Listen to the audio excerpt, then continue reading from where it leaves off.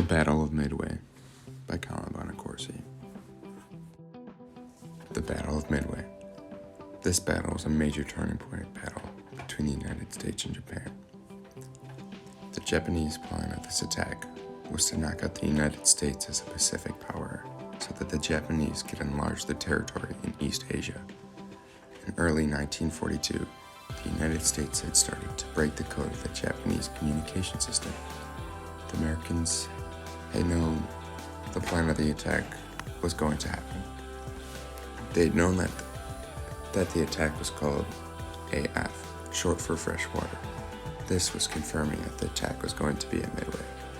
Also using this, they were able to tell what moves the Japanese were going to make. The United States had knowledge that the attack was going to happen between the days of June 4th and 5th. The commanders of the countries. The U.S. commanders were Chester W. Nimitz, Frank Jack Fletcher, and Raymond A. Browns. The Japanese commanders is Oroku Yamamoto, Nobutake Kondo Chuchi, and Nagamo Tamon Yamaguchi. The battle is commenced. On June 3, 1942, a group of U.S. B-17 bombers had set out to bomb Kondo's invasion force. They had mistaken a fleet to be the main one and had a very unsuccessful attack. This was the first engagement in the battle. At midnight on June 4th, Admiral Nimitz had warned Task Force 17 and 18 of the speed of the oncoming Japanese. He had the data from patrol planes and reports.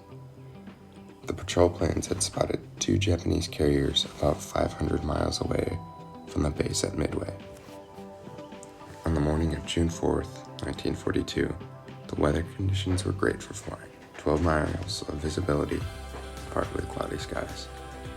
The Japanese, under the lead of Nagumo, had sent out 108 warplanes to attack the base at Midway.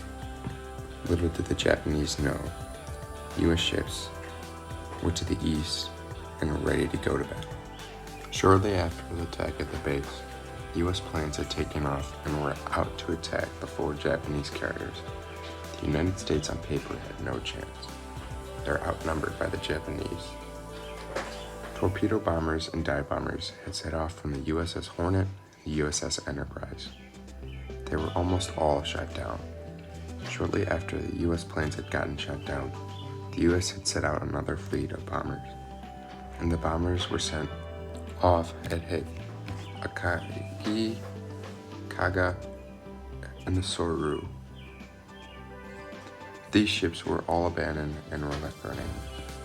The Soru was the biggest strike of them because it was carrying aircraft and had sunk before any could take off.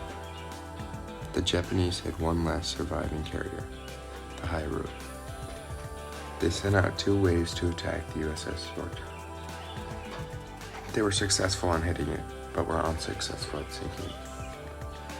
The ship had to be abandoned. The US had sent out planes from all 3 ships. The planes were successful. They had knocked out the 4th and final Japanese carrier. On June 6th, the Japanese had sent out submarines to conduct a mission. The submarines had sent out 4 torpedoes hitting the U.S. Yorktown and the U.S. Hammer. These ships had both sunk, one capsizing and one sinking in a matter of minutes. Later that day, Yamamoto had ordered his ships to retreat, and this was the ending of the battle. This win of the battle was a very lucky win for the United States. It had stopped the spread of the Japanese power and kept the U.S. power in the Pacific. The numbers in the battle. The Japanese had lost 3,057 men.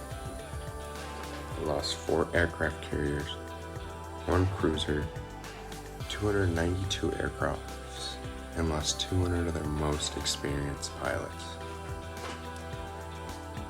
The United States had lost 305 men, 1 aircraft carrier, 1 destroyer, and 145 aircraft.